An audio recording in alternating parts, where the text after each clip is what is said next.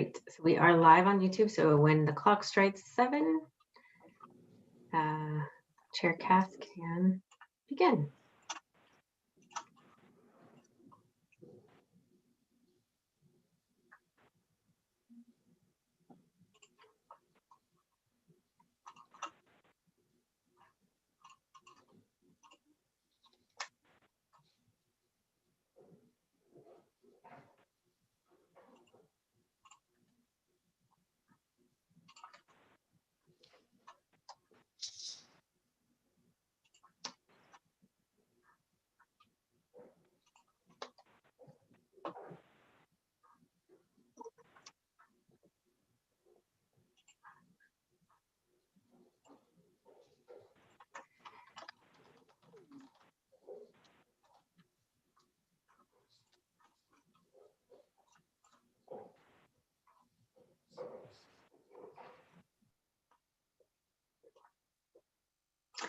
Okay, Commissioner Cass, whenever you're ready.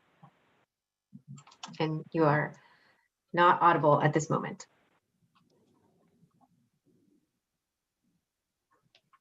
You are still not audible. Let me ask you. Maybe I can. There we go. Not now. Yes? Great. Good evening. This is the October 14th, 2020 Design Review Commission meeting. Can I have a roll call? My name is Glenn Cass. John? John Gray. Eugene? Eugene Sim. Thank you. So the first item tonight is the adoption of the agenda. Do I have a motion for that? Move to So adopt. moved.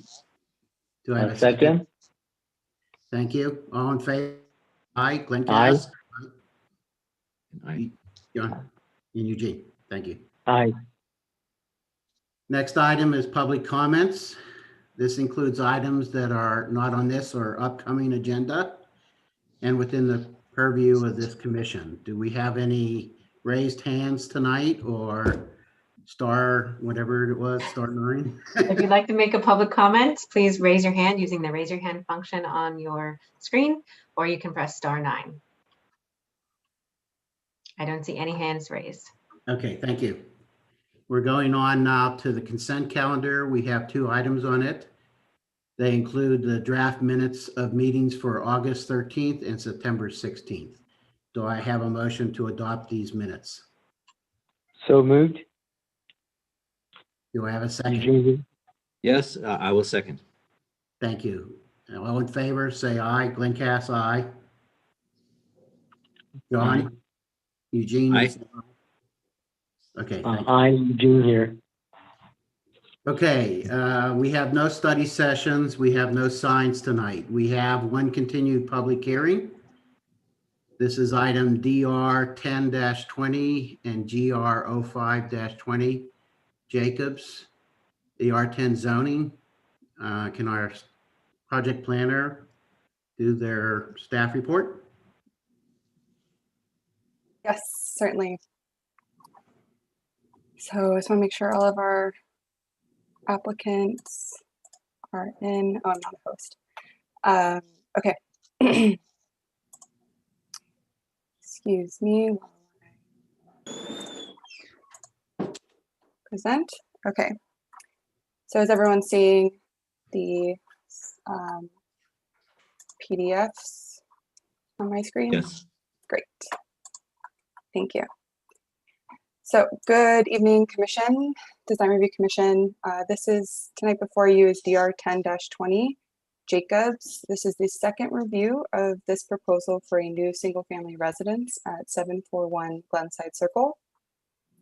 As a refresher, this parcel is located off of Glenside Drive in a single-family residential zone and surrounded by single-family residences.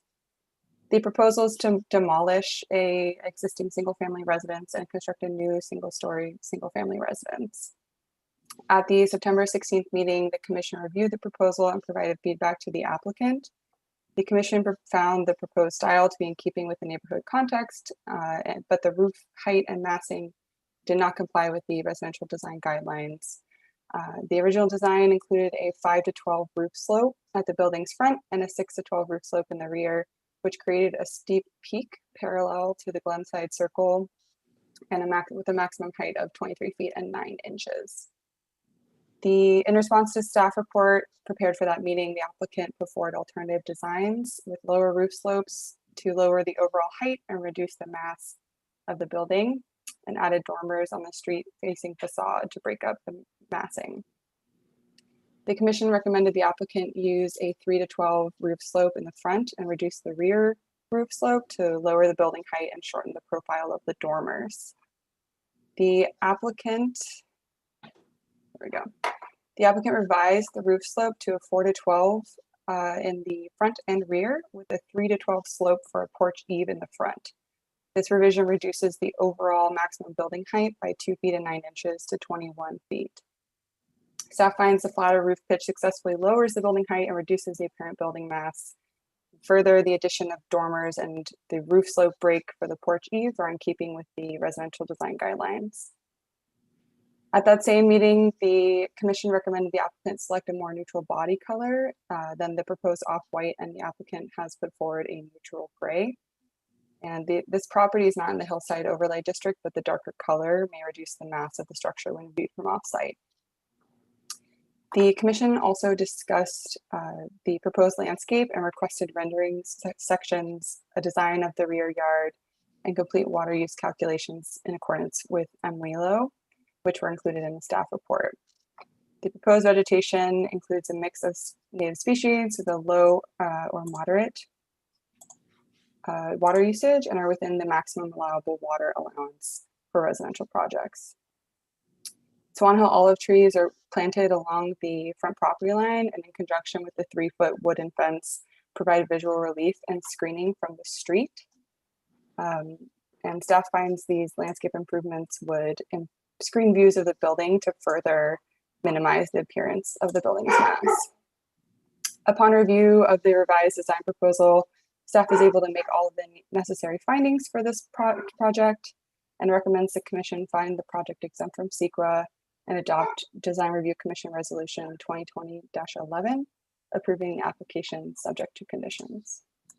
I am available for any questions. Any questions from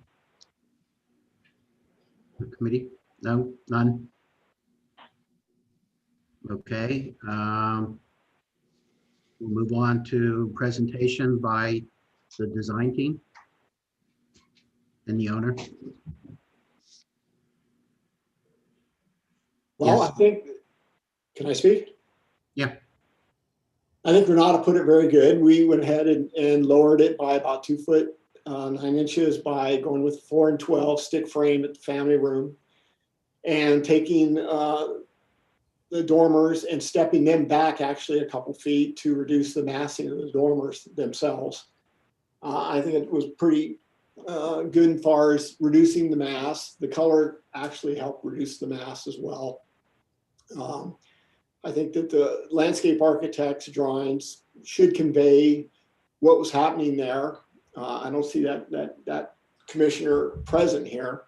But all in all, I think that everything that you guys asked for, we have provided. And I believe that the building now, at least on my end, is definitely lower and has less mass. It's broken up. Okay. Any other from your design team, or we'll move on to public comments? Is Rocky here from camp? Through the chair, is there a color material board? We were just trying to the applicant. Is there a color material board? There is a color material board. Yes. Yes, I can pull it up in just a moment. Okay, just put it on the screen. Thank you very much. Randy, you mentioned, Randall, I'm here. oh, you mentioned Rocky. I just let him in, and you still have Thank you. 8 minutes on your time if you'd like to use it. Rocky, would you like to talk to the landscape a bit? I just picked up here right now. I caught the last bit of what you were saying. Yeah, we've done, everything that was asked, and we, in our landscape, we didn't try to, design anything that looked out of place. We wanted to complement the architecture. We wanted to screen it from the street and, screen from the neighbors, for privacy for neighbors and the owner. We did include the maximum amount of lawn that we're able to do per WELO. Code is turf shall not exceed 25% of the landscape area in residential. So I believe we're showing about just that much, just under 22% of the total landscape is that turf, which is irrigated with a spray zone in front. So that be said, that meant that the lawn in the rear needed to be artificial. So if there is a question that there's too much lawn, just wanted to make note that the rear is proposed to be artificial. Otherwise, we would have too much lawn.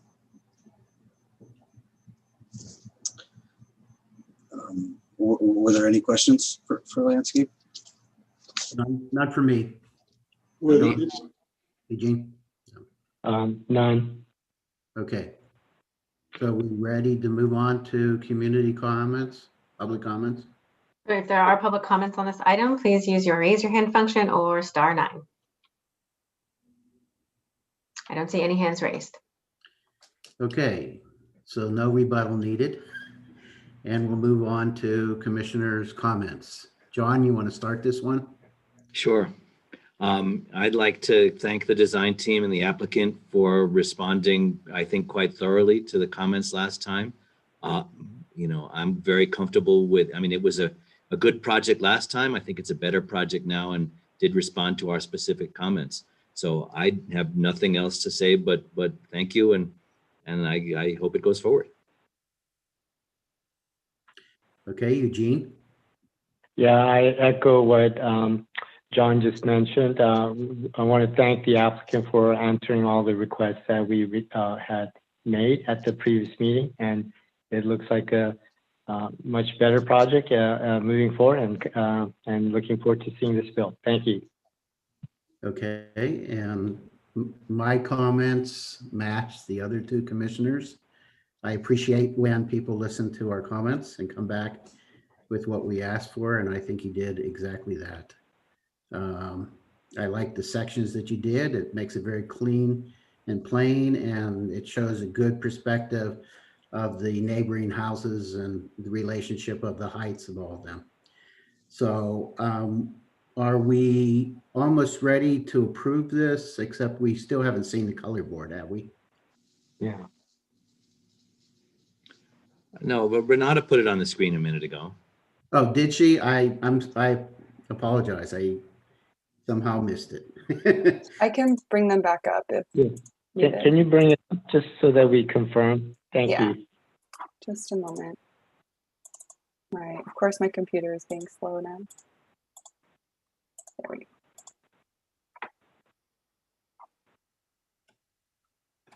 Oh, okay. Oh, okay. Ah, sorry.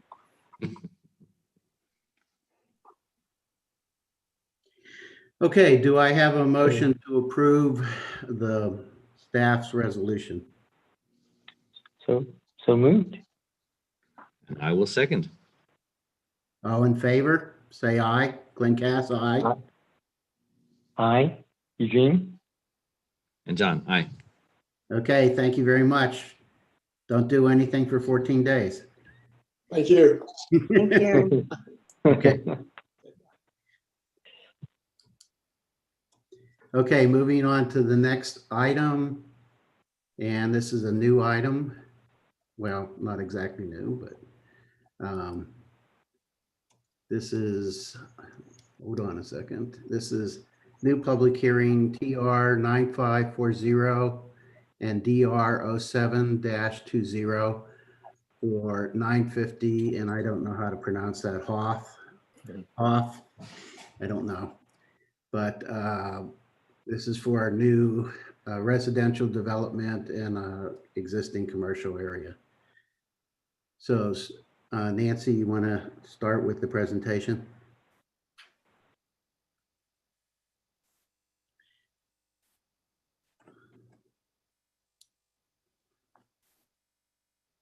Do you see my screen? Yeah, I do. Yes. Okay. Good evening, Commissioners. Nancy Tran, Planning Department staff. The item before you is DR 0720 and major subdivision TR 9540, which proposes demolition of an existing 3,000 square foot commercial building and construction of a new 4-story multifamily development of approximately 46,400 square feet at 950 Huff Avenue. The project requires design review since it's located within the downtown, major subdivision, grading permit, and tree permit approvals. The latter was determined recently by the city's landscape consultant and will be required prior to being scheduled for Planning Commission. The subject property is zoned RB Retail Business and located in the south central edge of the downtown retail district and within a half-mile to public transit. The lot is just shy of a half an acre, flat graded with steep creek banks at the rear leading to Lafayette Creek. It's also within the AO and AE flood zones. Here's a brief summary of the project. The project proposes 24 sale units with 25 parking spaces, 18 bicycle and 2 motorcycle spaces. Automobile parking can potentially be increased to another 22 spaces since the garage has been designed to accommodate future car lifts. Of the total 20 units, 17 are allowed per density and 3 bonus units are allowed under the state density bonus law since the project is providing 15% affordable units. The inclusionary units consist of 1 2-bedroom and 2 3-bedrooms and will be at the moderate income level. In addition to exceeding density, waivers from development standards are requested under the state density bonus law for height, setback, open space, parking, landscaping, and design objective standards. The project is also requesting a concession from complying with the public art requirement. The 4-story building will be 3 residential floors over podium parking. Height at the top of the curved roof at the front will be 39 feet 6 inches, and the overall maximum height of the building will be 49 feet to the top of the 4-story units. These units will be set back approximately 85 feet from the front of the building and between 3 and 12 feet from the sides. These are the renderings of the front and the side elevations for the project. And these are the design iterations of the project presented to the Commission at previous study sessions in 2019. And I apologize, the August 12th design renderings were not included in the staff report, but they are shown here. And this is the comparison of the project design iterations since the first study session, which is also included on page 8 of the staff report. Overall, the design proposes greater lot coverage, height, larger unit types, and 3 less units. Since publication of the staff report, staff received 1 public comment, which was forwarded to the Commission earlier today from Keith Dudum, the owner of 201 Lafayette Circle, expressing support for the project, its design, and proposed housing.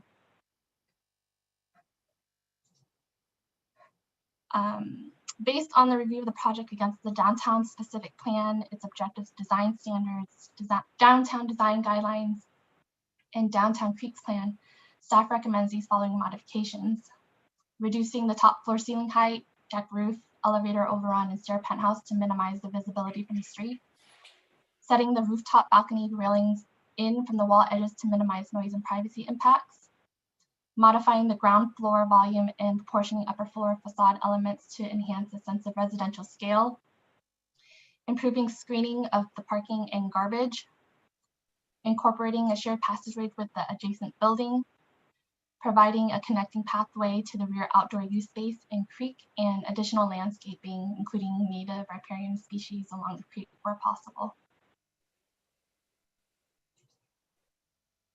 The Design Review Commission will review the application on its design merits, site planning, and landscaping, and provide a recommendation to the Planning Commission. Staff recommends that the Commission provide design direction and continue the matter to October 26th to allow the applicant to respond to comments. This concludes my presentation, and I'm available for questions. Do we have any commissioner questions? I do. Nancy, if I may ask, is this project proposing requesting variances on setbacks? It's no, not. they're It's full. requesting waivers. Under the density bonus. Yes. Okay. Thank you. I have a question. When you go back to the underlying base density, why are we rounding up instead of rounding down? 35 units per acre, 16.45 would indicate that we should be at 16 units under the base project. Generally, under the Lafayette Municipal Code, we would round down if it's less than 0.5, but under state density law, it's on the more generous side, so everything above a whole unit is rounded up. Okay. Through the chair, Nancy, I'm looking at sheet number A001 of the applicant's drawing set, of the figure ground drawing showing context. I'm looking for guidance on the setback pattern along that street. Their building is at almost zero setback there from the sidewalk. And I see maybe one building across the street that has partial zero setback and partial is slightly taper away across the street. And then adjacent building on the left or right side, probably older projects, but over time that area has probably been evolving. But can you give us guidance in terms of the overall context of this area with setback at the front?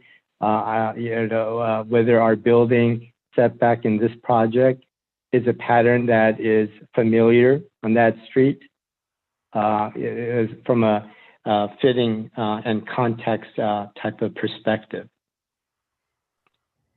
Nancy, can you give me some guidance on other buildings with zero setback there? I don't have those numbers, but they do vary from building to building just because of the curvature of the street. Okay, but you are allowed by right to put it right by the sidewalk like that without landscaping, much landscaping? No, the requirement I believe is 10 feet. Okay, and our project has how much setback from that sidewalk? 14 feet. Okay, thank you. Thank you.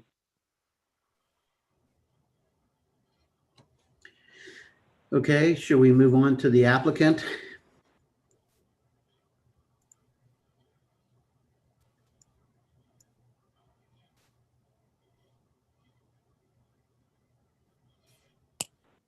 You're on mute, Brian. Oh, there you go. Okay. Commissioner Cass, can you hear me? I can hear you. Okay. I've met you and Mr. Sim 3 times before, and I've not met new Commissioner Gray. So thank you again for hearing our project. I'd like to commend Nancy on her staff report. I think she did a great job of kind of orienting everyone to today and where we've come with our project. I appreciate the time that the 2 of you have put in, and now Commissioner Gray is putting in, and also with Nancy when she picked this up from Sarah. What we tried to do clearly is to design a project that is architecturally the best it can be, and also design a project we can afford to build. And by that, I mean, we're in a challenging area with creek setbacks, with a tapering lot, with curvature. And I'm a huge believer in affordable housing. I'm a huge believer in rental housing in Lafayette, especially in proximity to downtown. I live about a half mile from this site. I work about 50 yards from the site on the other side of Lafayette Circle across from the chamber office. I worked there for 10 years. And we've tried to incorporate the prior 3 study sessions into a design that makes sense, is sensitive to the neighbors. It's a big project. It's a project that certainly, as far as scale, it comes somewhat close with the recently approved projects at 100 and 210 Lafayette Circle. But we've tried to minimize the impacts, certainly by pulling back the penthouse units. We decided previously to drop from 23 to 20 units in order to make the units a little bit larger, which we felt were more attractive to the market. We're well aware that the setbacks are an issue, the height is an issue. The current building, just so you know, does have approval for 0 setbacks. It did have, or excuse me, there was a variance with 0 setbacks. It had a condition of approval for 5-foot setbacks on one side, 2-foot setbacks on the other.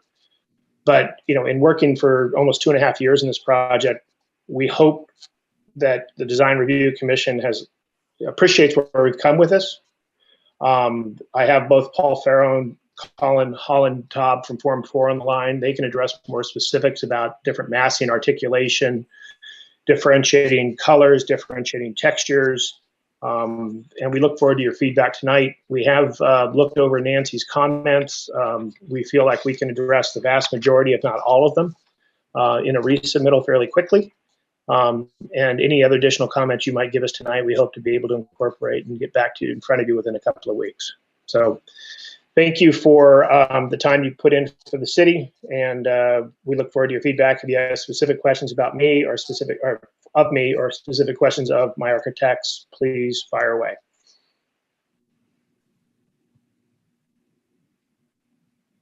None? Is the architect going to present something or no? Yeah, I can certainly offer a few words. Yeah, please. Yeah, yeah. So, yeah, I mean, we've been in front of you guys, what is it, 3 times now, and I think when we left you last time, we were getting pretty close. I mean, we understand that this project is trying to fit on the site as much as we can, and so we've been trying to do anything we can in order to minimize the scale and break it down. And so we're trying to create a modern, fresh design that uses a variety of different modern materials to minimize the scale of the project. Along the side yard setbacks or side yard elevations, which obviously are fairly close to the property line. We've tried to break down the massing, using different modulations and roof parapets and stepping of the building facades and, multiple colors and use of tapered decks in order to try to achieve that. The front facade uses the same strategies, breaking down and the articulation of the massing while, differentiating itself from the side elevations, which was something we had talked to your group about previously. So we feel like we're achieving that for sure. The rear facade, it's got a special dramatic, or the front facade is, special dramatic curving roof, and creates a slow profile against the sky, which is, reminiscent of typical, residential buildings that you might find in the neighborhood. And then at the ground level, we're trying to, at the front of the street, we're trying to make a very pedestrian scale, trying to break it down, with the small landscaping that's along the sidewalk and up against the building walls, and then creating the porte cochere that again leads into the hidden garage, breaking down the facade further, and then just trying to reduce the impact around the area with the various moves that we've been making. So we believe that over time, if you look at the last 3 iterations, we've definitely listened to what you guys have offered and incorporated those into here, and feel like we're at a pretty good place with the breakdown of the front facade and even the back. And even though we've added the 4th floor to the project since we last met, it's quite far back into the site. It's not something you're going to see from the street. And so we feel like we've successfully, sort of nestled that into the project and achieved something good there. So.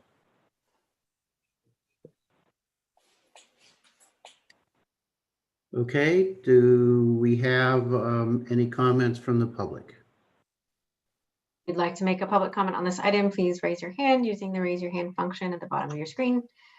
Otherwise, you can press *9 if you're calling in. Looks like David Clark would like to make a comment, so I will promote him to a panelist now.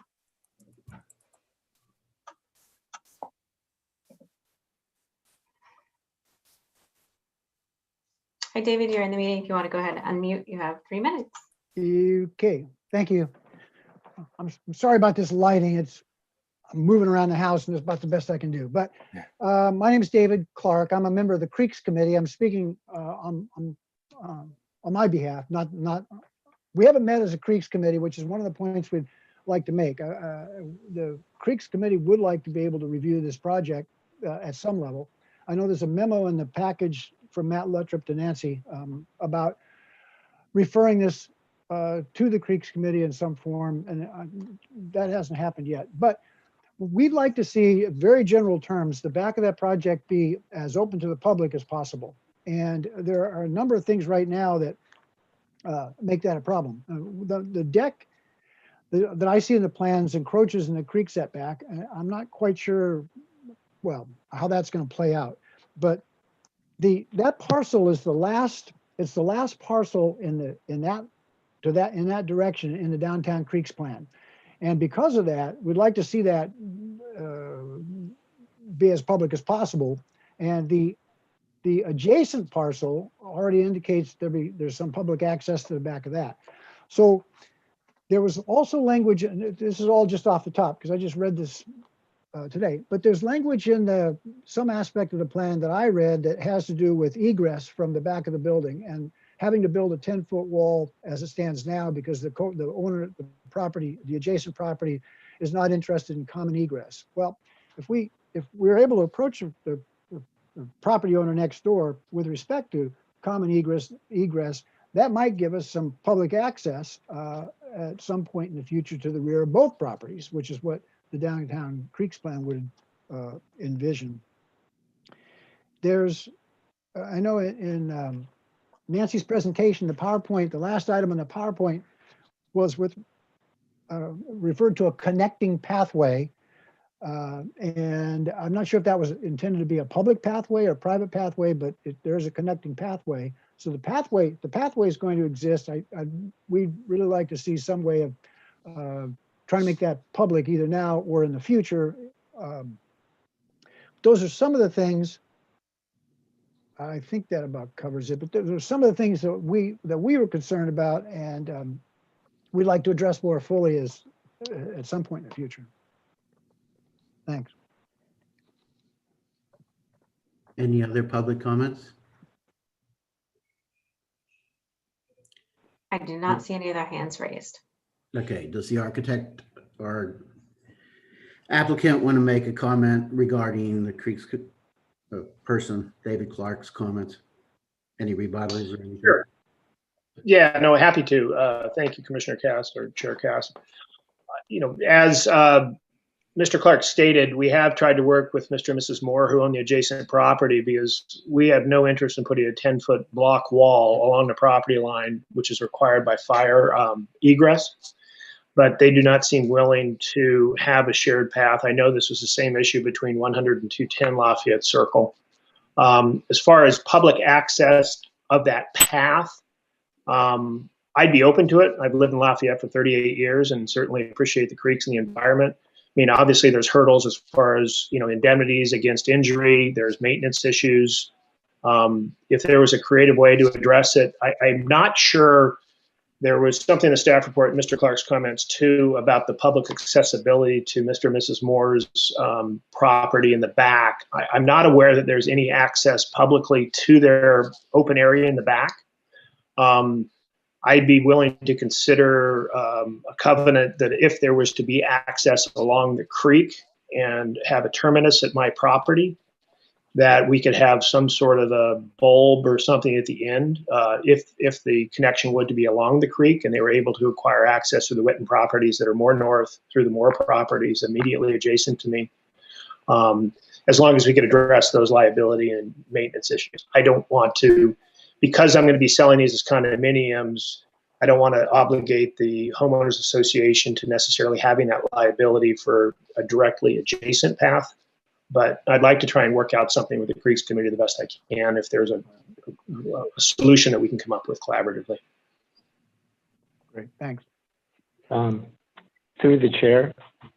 Yes. Through the chair, Glenn, may I ask the architect and applicant, I just found the page, and sorry I'm talking a little bit out of order, but I meant to ask about the staff design recommendation list outlined on their staff report. I want to just ask the architect and the applicant if they can confirm these items could be achievable and what their comments are in response to the city's list of bullet items on page, let's see, what page is that staff report? Page 12.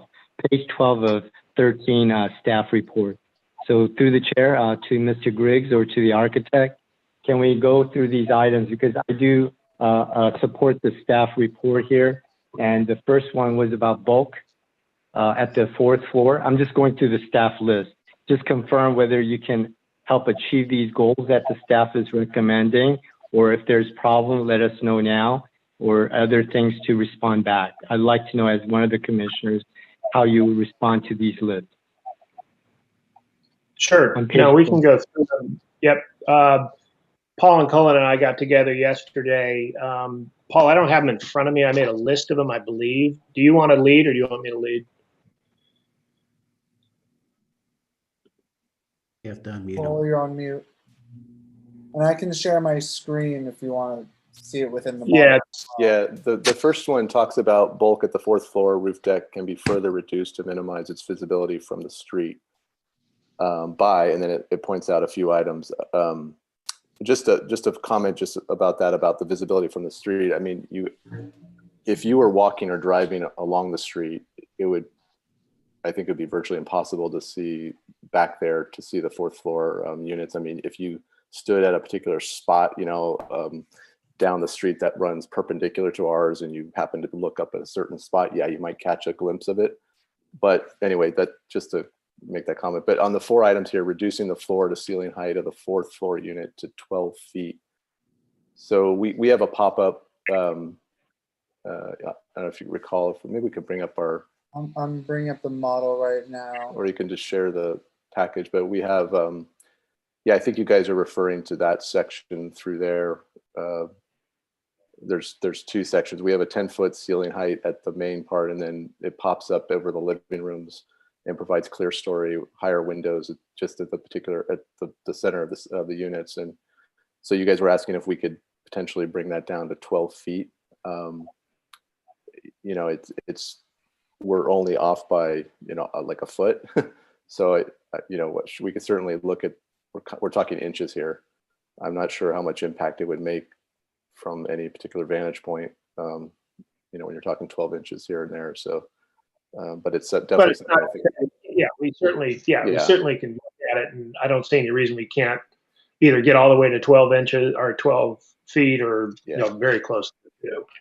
We just thought it was important to, for those living rooms, and just again to provide articulation across the building facade to pop up those central areas. So the second one, limiting the roof overhang to no more than 3 foot depth beyond the building wall edge below.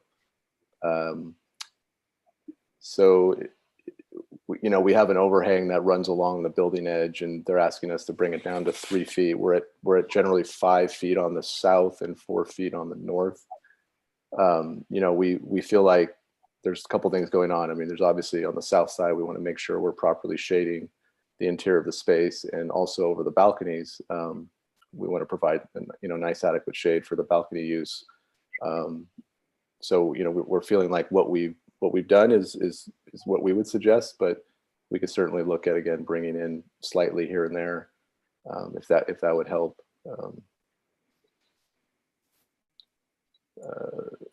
And then the next one was to reduce the deck roof height to 10 feet and align/extend it with the roof overhang depth. We were actually, I don't know if we really understand what this one is talking about. So maybe, I don't know if Nancy, you could maybe clarify what this one is referring to.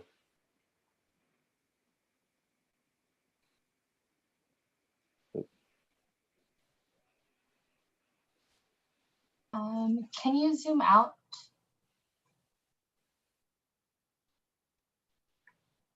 It's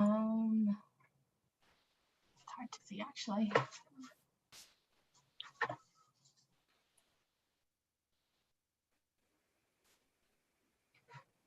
So it says to reduce the deck roof height to 10 feet and align it with the roof overhang depth. For the most part, we are 10 feet above the roof to the bottom of the deck, or top of deck to bottom of roof.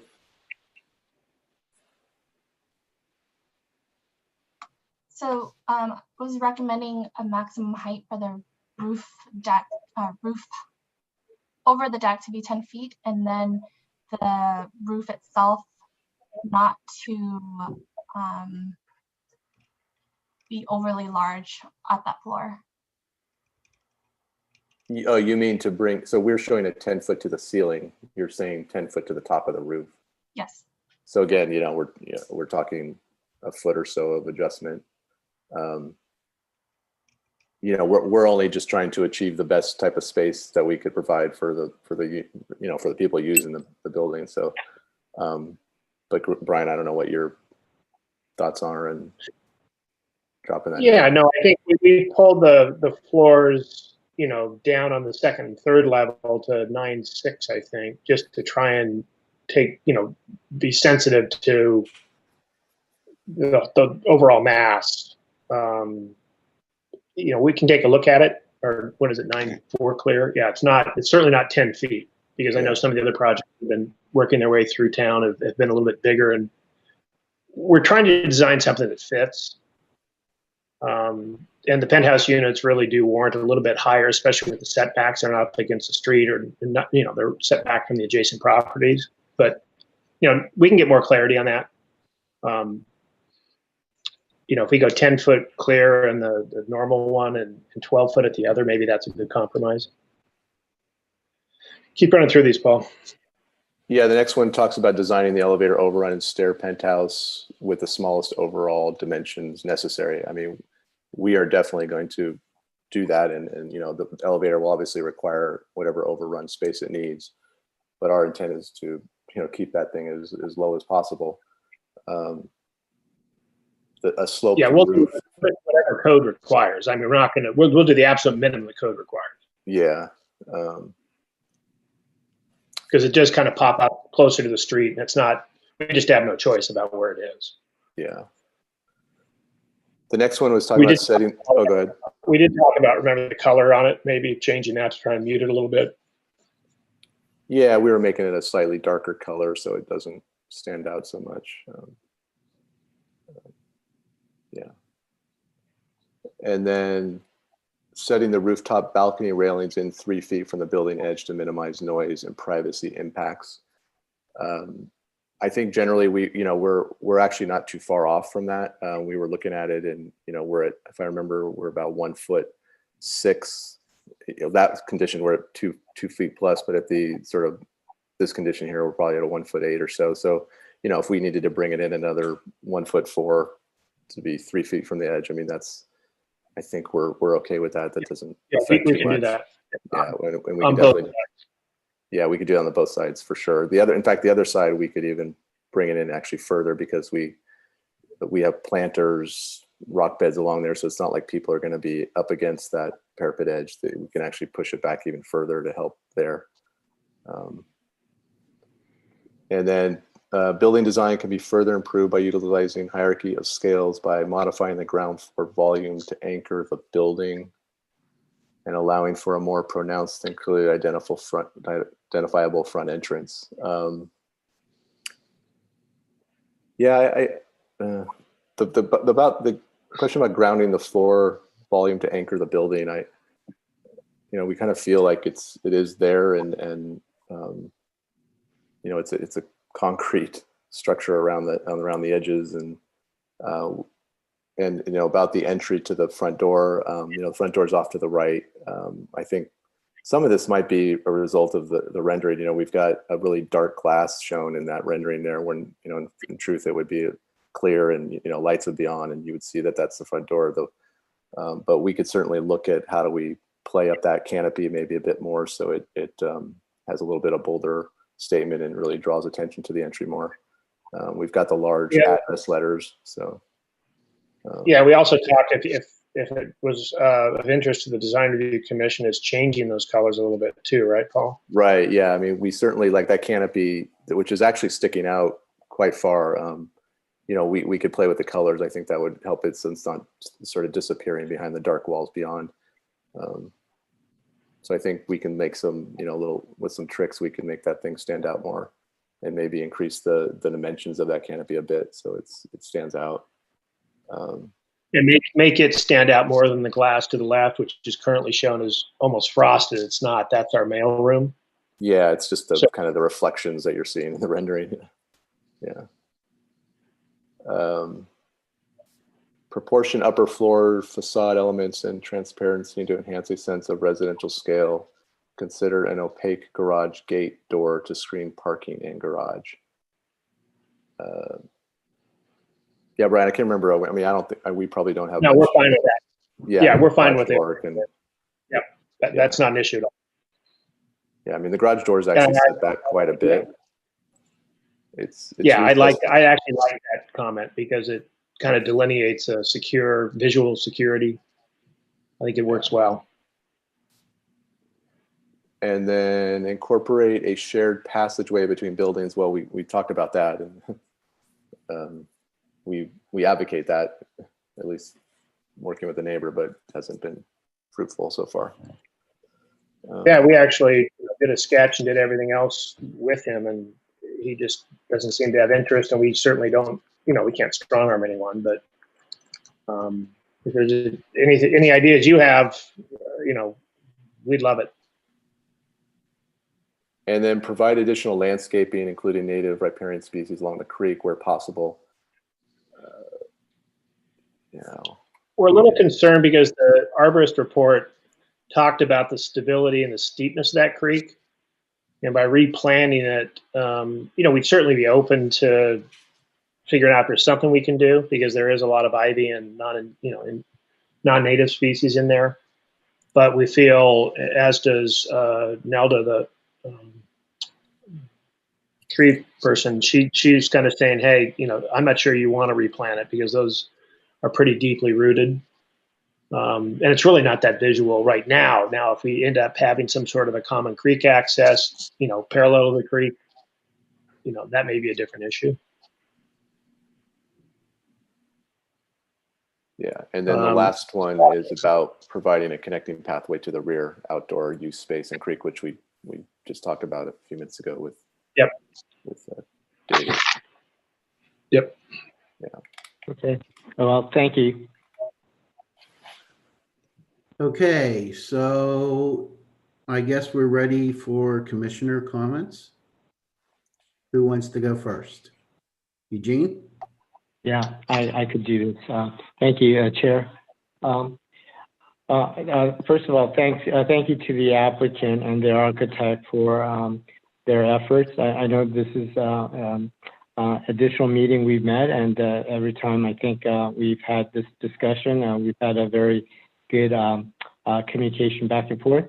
My main concern, and thank you for being clear and going through the long list of detailed recommendation from staff, because as we're all aware, this process requires specificity and clarity of the design requirements and guidelines of our city, so that in all fairness to the developer, we have a clear understanding so we can move forward in a very succinct way, having a great project for the benefit of the community as well as the development.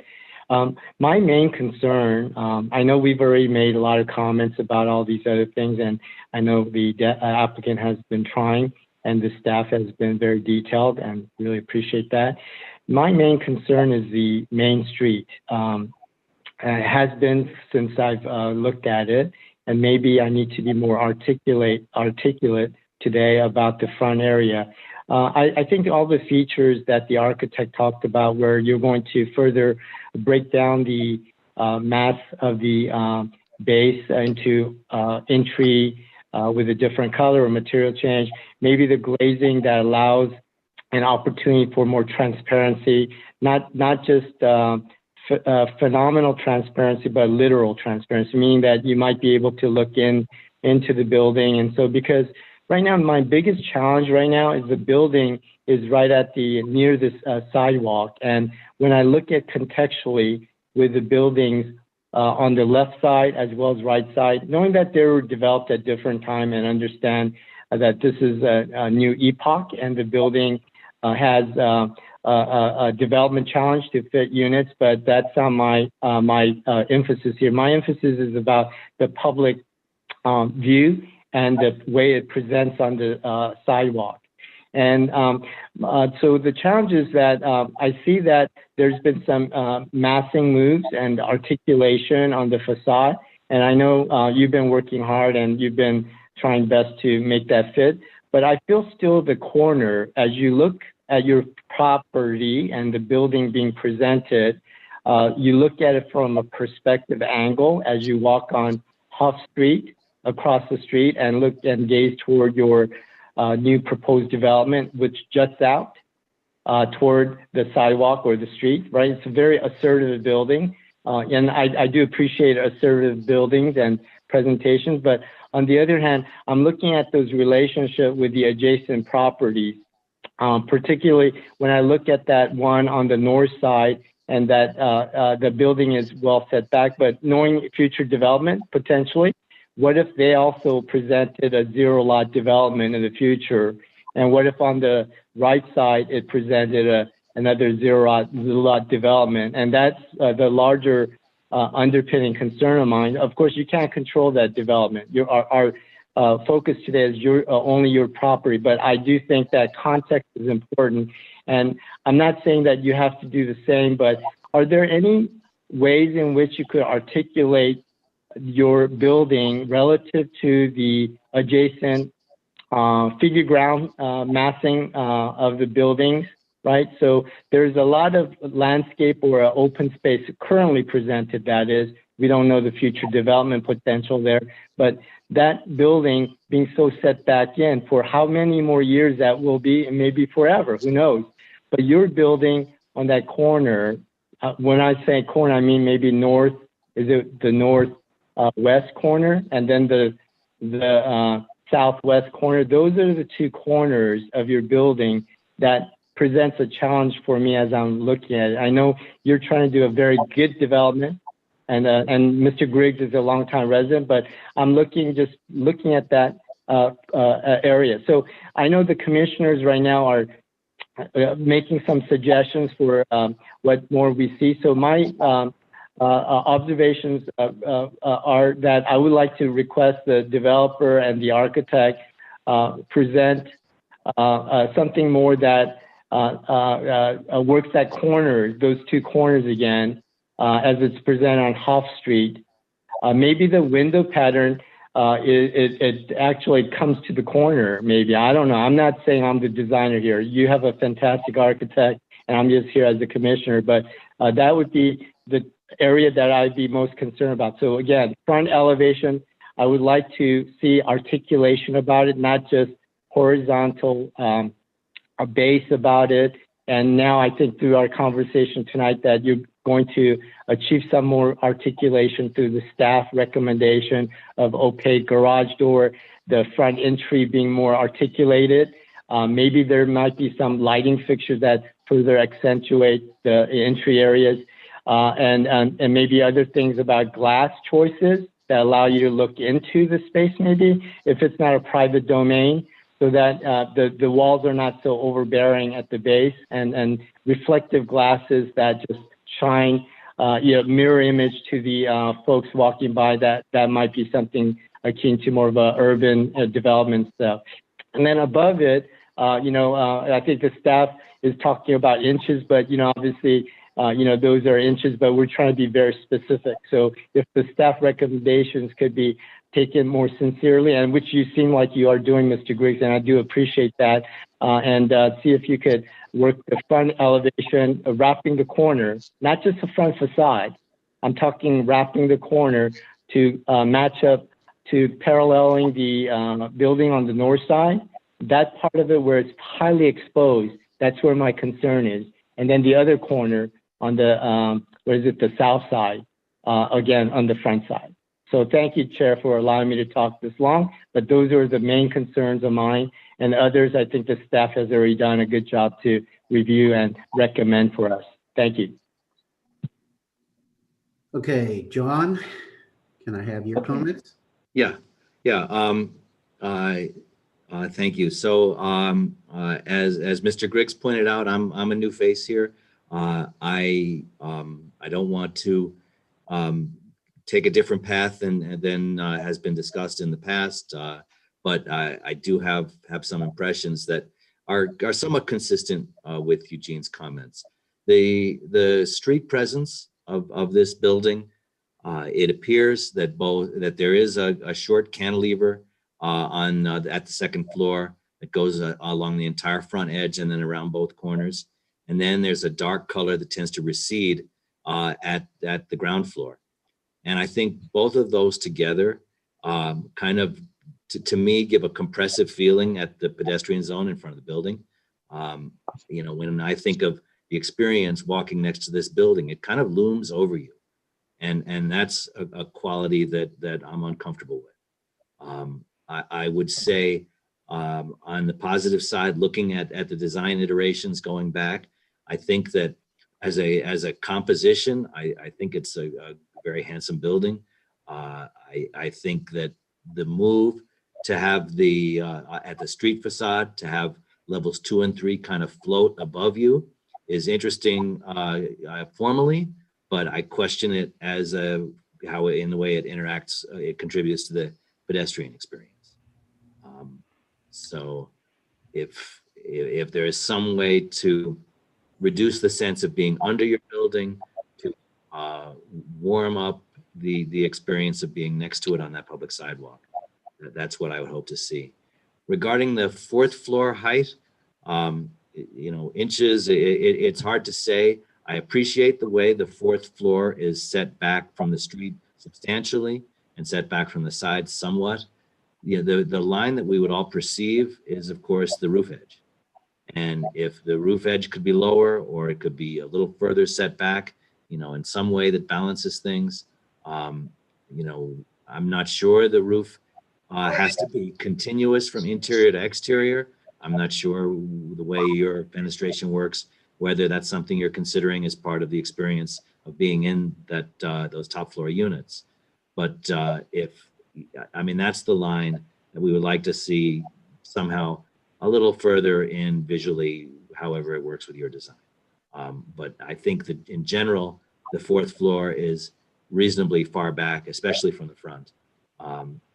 That to me is less a concern.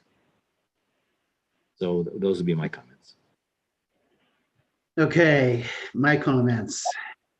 To me, this is a little confusing because I went through a training session with Nala and we talked about waivers and concessions, and everything on this project was pushed into the waiver category.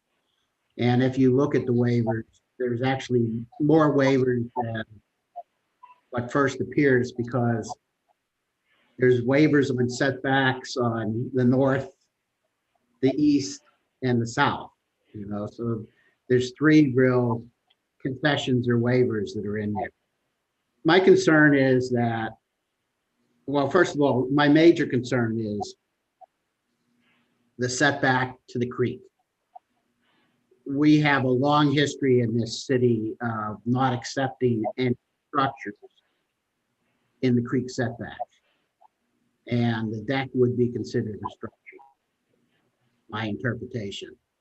And so therefore, we are really setting a precedent. I understand this is going to be identified finally by city council, but we would be setting a precedent for many, many homeowners that live around the creek, suddenly wanting decks that project closer to the creek so they have better use of the creek, okay? We have held back from doing that for as long as I've lived in Lafayette. I haven't seen a project.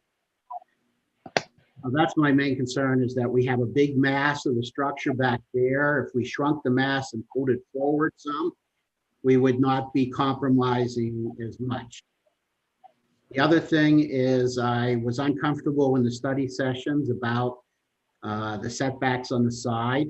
I do realize that this site does require a variance or waivers on the setbacks, but again, you know, the front facade on the corner, that would be the the north corner. Wait a minute, I have my geography messed up.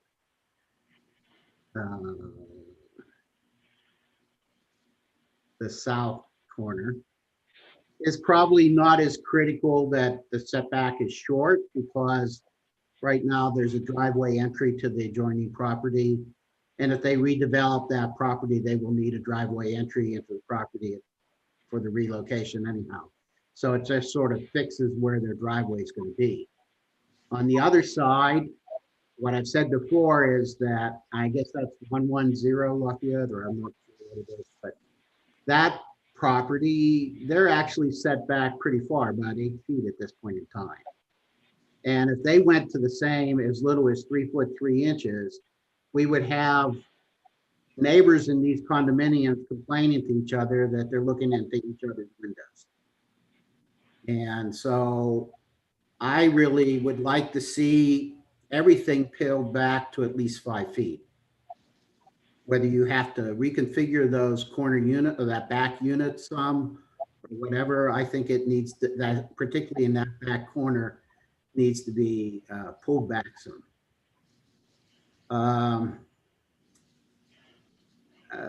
I share the comments about the facade.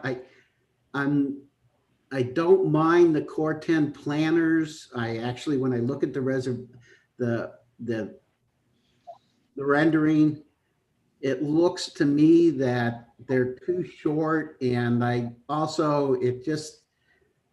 you've taken down virtually every tree, and there's no major landscaping along the street front. And again, we're in the downtown area. We've tried to integrate street walk trees or trees of interest, and we have absolutely nothing on this frontage, which, you know, I think adds to the comments that you're getting from the other commissioners, that it creates this darker void that's in there and less inviting.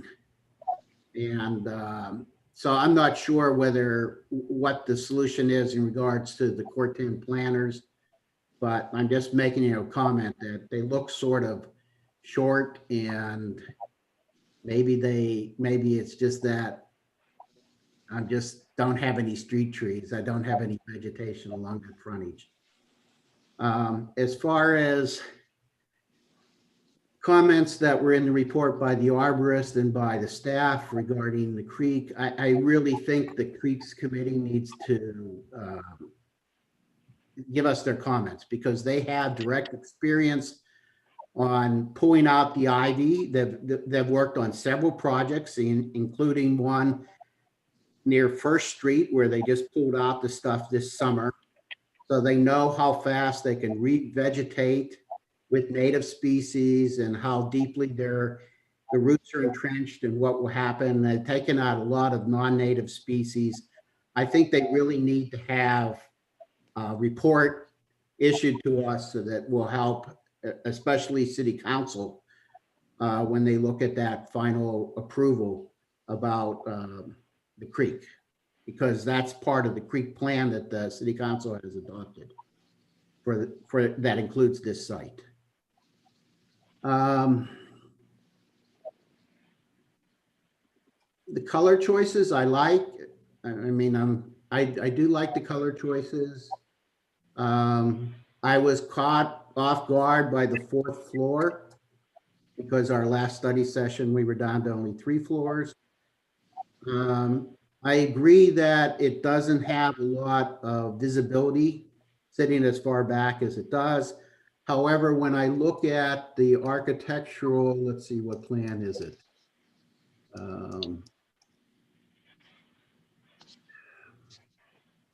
So I'm looking at A401. Number 4. It looks like, and if I'm reading this correctly, it looks like an awful lot of glass looking back down on the creek and looking at those neighbors across the creek. If we're taking out some of the trees that are sloped and we may be opening up these views, and I'm a little concerned that we didn't get any public comments from people that were across the street, because we had similar people that were on another development on Park, and they were very vocal about what was happening, about taking down the Monterey pines over the years and the visibility that some of their backyards have. So I would like some more comments by the Creek Commission if we can get them at all possible. That pretty much wraps up my comments. So do we have a motion for what to do?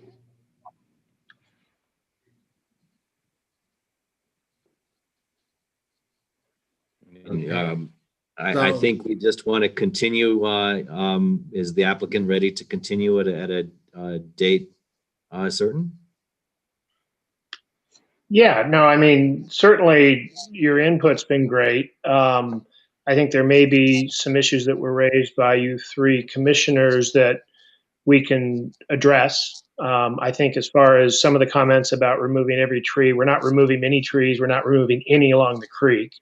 So I think the waiver and setback issue, I'm sorry? No, go ahead. We're losing 2 major trees on the front sidewalk area. Oh, yeah, I'm sorry. I thought you were talking about the creek and the glass looking across the creek. Yeah. I misunderstood. Okay. As far as the comments about the north side, I appreciate Chair Cass talking about the south side. That is a flag lot, so that 10-foot driveway could never be developed if you look at the plat map. So that corner, I appreciate your recognition that it's not that important.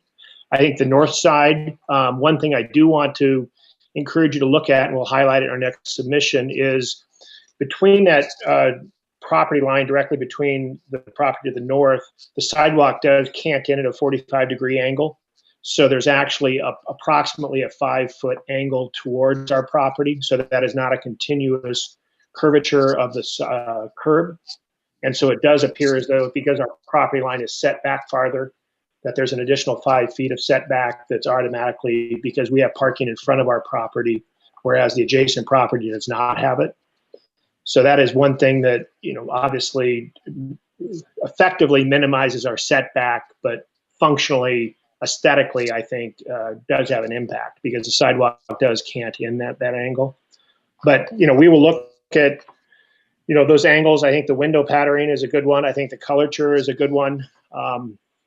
So we will come back to you. I'm happy to continue it. I'd like to try and get Nancy, if we can, back as soon as possible. As you know, we've been at this for a couple of years, so if we can do something late this month, we'll be ready. So thank you for your feedback. Okay, Nancy, do you think you can summarize that without us? Okay. So we have sort of an open resolution to look at these major items that were addressed this evening. Okay. I guess that concludes this item. Do we have a date, Nancy, that you want to set? If you could just make a motion to continue the matter to a date. I'll make a motion to continue the matter, okay, on the next available date. So moved. And seconded? Okay, all in favor? Aye. Glenn, aye. And John, aye. Thank you. Just making it clear that's October 28th. Okay, thank you. Great. Thank you all for your time and effort on this. Thank you. Thank you. Okay, so the last item, what do we have? We have other business. Do we have other business? We don't have other business today, but we will next time to select the chair and vice chair. I apologize for not agendizing that. Okay. And commissioners, and by the way, do we have are we setting up an interview date for other candidates We will do that and we will notify you. before the next meeting or not? Likely not before the next meeting. Okay. And commissioners report. Okay, and we took ARC off of the meeting. Okay, I guess I'll do ARC by default in case anyone needs to know that. Thanks, Glenn. Any other last items by anyone? Nope. Okay, We're thank you. good. Have a good Yeah. evening. Thanks, Glenn.